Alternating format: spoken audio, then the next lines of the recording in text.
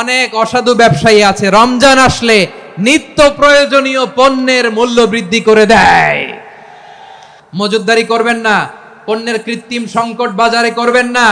আপনি লাখ টাকা কামায়া ভাবছেন যে রোজাদারদের কষ্ট দিয়ে ধনী হবেন, এমন রোগ আল্লাহ আপনারে দিবে, কোটি টাকা দিয়েও আপনি হাসপাতালের বিল পরিশোধ করার ক্ষমতা আপনার হবে না।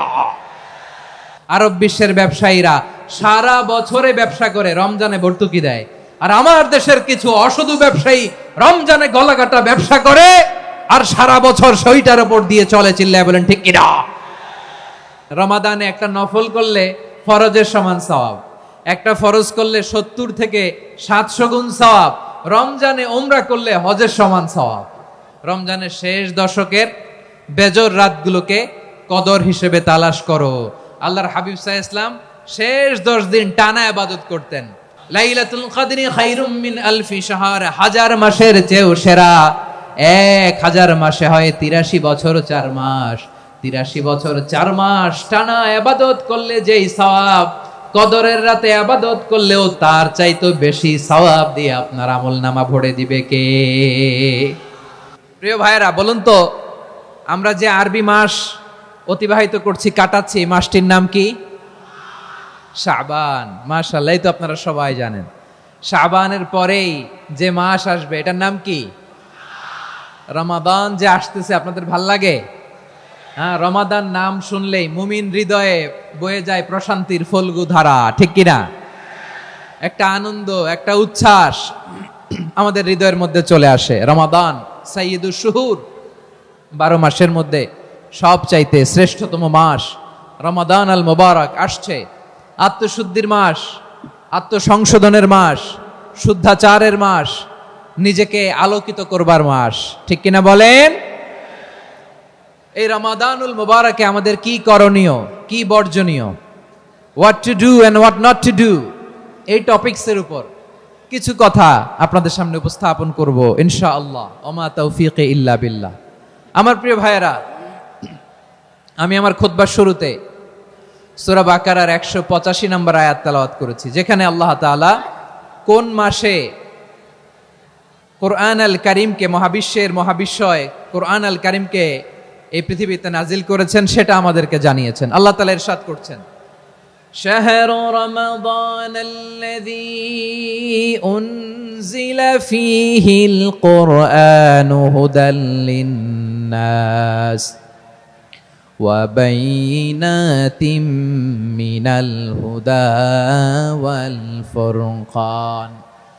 আল্লাহ বলেন, রমাদান এমন একটা মাস যে মাসে কোরআন নাজিল করা হয়েছে। আর এই কোরআন হচ্ছে বিশ্ব মানবের জন্য পথ নির্দেশিকা, হেদায়েতের সুস্পষ্ট বর্ণনা এবং সত্য মিথ্যা পৃথক করার আসমানি মানদণ্ড রূপে জামিনে আমাদের জন্য কোরআন নাজিল করেছে কে? আওয়াজ করে বলেন তো, আল্লাহর নাজিল করা এই কোরআনে কোনো ভুল আছে? সবাই বলেন নাই। সবাই বললে এতটুকু আওয়াজ হয় আমি বিশ্বাস করি না। গলা ছেড়ে দিয়ে বলেন, আল্লাহর নাজিল করা এই সর্বশেষ আসমানি কিতাব আল কোরআনে কোনো ভুল আছে? সন্দেহ আছে? সংশয় আছে? বিয়ন্ডলেস, বাউন্ডলেস, বটমলেস, এমন কিতাব যেটা পড়ে গবেষণা করে এর তথ্য, উপাত্ত, ইনফরমেশন, লেসন নিয়ে শেষ করা যায় না। সুবহানাল্লাহ। আল্লাহ বলেন, এই কোরআনকে আমি রমাদানে নাজিল করেছি, যেটা বিশ্ব মানবের জন্য পথ নির্দেশিকা। এতে আছে হেদায়েতের সুস্পষ্ট বর্ণনা আর সত্য মিথ্যা পার্থক্য করার মানদণ্ড, কোনটা সত্য কোনটা মিথ্যা এটা কোরআন দিয়ে ডিফারেন্সিয়েট করা যায়। কোরআন হচ্ছে ফুরকান, to differentiate between right and wrong. কোনটা সত্য, কোনটা মিথ্যা, কোনটা ভুল, কোনটা নির্ভুল, এটা কোরআন দিয়ে যাচাই করা যায়। চিল্লায় বলেন ঠিক কিনা? এজন্য এই কোরআন দিয়ে আমাদের জীবন সাজাতে হবে। কোরআন দিয়ে জীবন না সাজালে জীবন আলোকিত হয় না। কোরআন দিয়ে পরিবার না সাজালে পরিবার আলোকিত হয় না। কোরআন দিয়ে সমাজ না সাজালে সমাজটা শান্তিময় হয় না। শুধু দুর্নীতি দমন কমিশন দিয়ে দুর্নীতি বন্ধ করা যায় না। কোরআনের আইন বাস্তবায়ন করা ছাড়া এই সমাজ থেকে দুর্নীতি বন্ধ করা যাবে না। চিল্লায় বলো ঠিক কিনা? আমার প্রিয় ভাইরা, এই কোরআন নাজিল হয়েছে রমাদান আল মুবারক, এই বরকতময় মাসে। তাই আমাদের উচিত এই মাসে আসন্ন যে রমাদানুল মুবারক, এই রমাদানে কোরআনের সাথে নিজেদের সম্পর্ককে বাড়ানো। আমার প্রিয় চাঁপাইনবাবগঞ্জের ভাইয়েরা, আমরা কি আসন্ন রমাদানে কোরআনের সাথে আমাদের অ্যাটাচমেন্ট, সম্পর্ক বাড়াতে চাই? চান সবাই? আপনি কি জানেন কোরআন নিয়ে কোন ফেরেশতা পৃথিবীতে এসেছিল? জানেন ফেরেশতার নাম কি বলেন তো? জিবরিল আলাইহিস সালাম। একটু খেয়াল করে শুনেন, কান দুটো খরগোশের কানের মতো খাড়া করে আমার দিকে তাকান। সাইয়েদনা জিবরিল কোরআন নিয়ে এসেছেন, ফলে উনি হয়েছেন শ্রেষ্ঠ ফেরেশতা। বিশ্ব নবীর উপর কোরআন নাজিল হয়েছে, তাই তিনি হয়েছেন শ্রেষ্ঠ নবী। রমাদানে কোরআন নাজিল হয়েছে, তাই রমাদান হয়েছে শ্রেষ্ঠ মাস। কদরের রাতে কোরআন নাজিল হয়েছে, তাই কদর হয়েছে শ্রেষ্ঠ রাত। আমরাও যদি কোরআনের সাথে সম্পর্ক বাড়াই, আমাদের মর্যাদাও এরকম, আমাদেরকেও শ্রেষ্ঠ মানুষ বানায় দিবে কে? এজন্য কোরআনের সাথে সম্পর্ক বাড়াইতে রাজি আছেন তো? যারাই কোরআনের সাথে সম্পর্ক বাড়ায়, এদের মর্যাদা বাড়ায় দেয় কে? দেখবেন আমাদের হাফেজে কোরআন, তারা ইন্টারন্যাশনাল কোরআন কম্পিটিশনে যে গোটা বিশ্বকে পেছনে ফেলে প্রথম পুরস্কার নিয়ে আসে। এত ছোট ছোট বাচ্চা, ও সমাজ বোঝে না, রাজনীতি বোঝে না, টাকা পয়সা বোঝে না, কিচ্ছু বোঝে না, কিন্তু গোটা বিশ্বে ওকে সম্মানের চেয়ারে আসীন করেছে কে? এই কোরআনের সাথে লাগলে আল্লাহ তাআলা সম্মান বাড়িয়ে দেয়। আমার প্রিয় ভাইয়েরা, আসুন আমরা আলোচনার শুরুতেই শপথ নেই যে আসন্ন রমাদানে আমরা কোরআনের সাথে নিজেদের সম্পর্ককে মজবুত করব ইনশাআল্লাহ। সবাই বলুন ইনশাআল্লাহ। শাবান মাস আসলে, রজব মাস আসলে সাহাবারা কি করতেন? আসুন আমরা দেখি কিভাবে তারা রমাদানকে ওয়েলকাম জানাতেন। রজব শাবান আসলেই ওনারা রমাদান পর্যন্ত পৌঁছার আকুতি, আগ্রহ আর ফরিয়াদ আল্লাহর কাছে জানাতেন আর বলতেন, ইয়া আল্লাহ, রমজান পর্যন্ত আমাদের হায়াত বাড়িয়ে দাও। আল্লাহুম্মা বাল্লিগনা রমাদান, আল্লাহ তুমি রমজান পর্যন্ত আমাদের পৌঁছে দাও। আল্লাহুম্মা বারিক লানা ফি রজব ওয়া শাবান ওয়া বাল্লিগনা রমাদান, আল্লাহ রজব শাবানে বরকত দাও, আল্লাহ রমজান পর্যন্ত তুমি আমাদেরকে পৌঁছে দাও। আওয়াজ করে পড়েন আমিন। আমার প্রিয় চাঁপাইনবাবগঞ্জের ভাইরা, গত বছর অনেকের সাথে আমরা একসাথে রমাদান কাটিয়েছি, তাদের অনেকে দুনিয়াতে এখন বেঁচে নাই, এরকম আছে না নাই? এই যে আরো 7 দিন বাকি রমাদান আসতে, এই 7 দিন পর্যন্ত আমরা রমাদান পাবো, কোনো গ্যারান্টি আছে? আচ্ছা, এই বছর যদি খুশনসিব হয় আমাদের, আমরা যদি পাই, আগামী বছরও যে রমাদান আমরা পাবো, কোনো গ্যারান্টি আছে? তাহলে আসুন আমরা ভেবে নেই, হতে পারে this Ramadan could be the last and final Ramadan in our life. হতে পারে এই রমাদানই হতে পারে আমার জীবনের শেষ রমাদান। ঠিক কিনা বলেন? তাই আসুন আমরা আল্লাহর কাছে দোয়া করি, আল্লাহুম্মা বাল্লিগনা রমাদান, আল্লাহ তুমি রমাদান পর্যন্ত আমাদেরকে পৌঁছে দাও। আওয়াজ করে পড়েন আমিন। ইবনু রাজব আল হাম্বলি লাতাইফুল মাআরিফের মধ্যে লিখেছেন, সাহাবারা ওনারা রমাদান কেন্দ্রিক, আমাদের সালফে সালেহিনরা রমাদান কেন্দ্রিক জীবন কাটাতেন। ওনারা রমজান আসার 6 মাস আগে আল্লাহর কাছে দোয়া করতেন, আল্লাহ রমজান পর্যন্ত পৌঁছে দাও। রমজান চলে যাওয়ার পরে বাকি 6 মাস আল্লাহর কাছে দোয়া করতেন, আল্লাহ এই রমাদানে যে ইবাদত করেছি, ইবাদত গুলো তুমি কবুল করে নাও। সুবহানাল্লাহ। তাহলে পুরো বছর রমাদান কেন্দ্রিক জীবন। রমজান আসার আগে 6 মাস দোয়া করতো, আল্লাহ আমরা যেন রমজান পাই। রমজান চলে যাওয়ার পরে বাকি 6 মাস বলতো, আল্লাহ রমজানে যে ইবাদত করেছি এগুলো তুমি কবুল করে নাও। আবার এই শাবান মাসে আল্লাহর হাবিব সাল্লাল্লাহু আলাইহি ওয়াসাল্লাম সবচেয়ে বেশি রোজা রাখতেন। কানা ইয়াসুমু শাবানা কুল্লাহ, সবচেয়ে বেশি রোজা রাখতেন শাবান মাসে। ওয়া কানা ইয়াসুমু শাবানা ইল্লা কালিলা, শাবানের অল্প কয়েকদিন ছাড়া পুরো শাবানটাই বিশ্বনবী রোজা রাখতেন। সুবহানাল্লাহ পড়েন। এই শাবানে আপনারা রোজা রাখছেন তো? রাখছেন?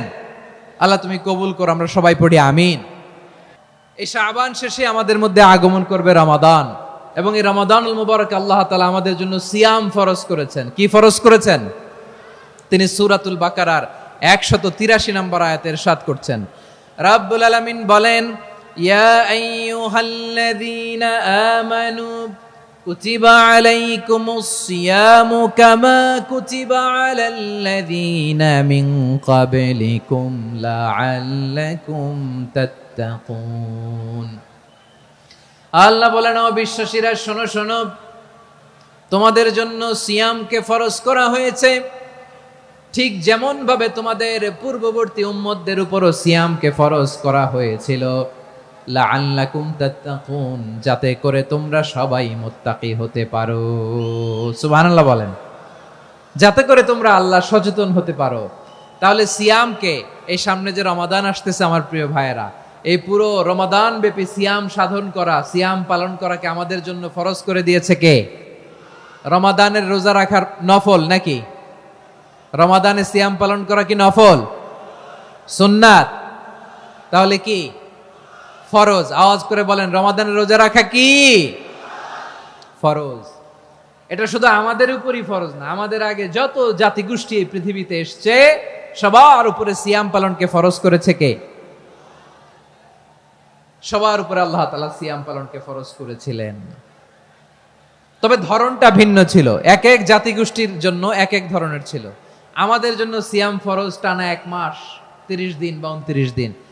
কোন কোন উম্মতের উপর 30 দিন না, মাত্র 3টা রোজা ফরজ ছিল। কয়টা?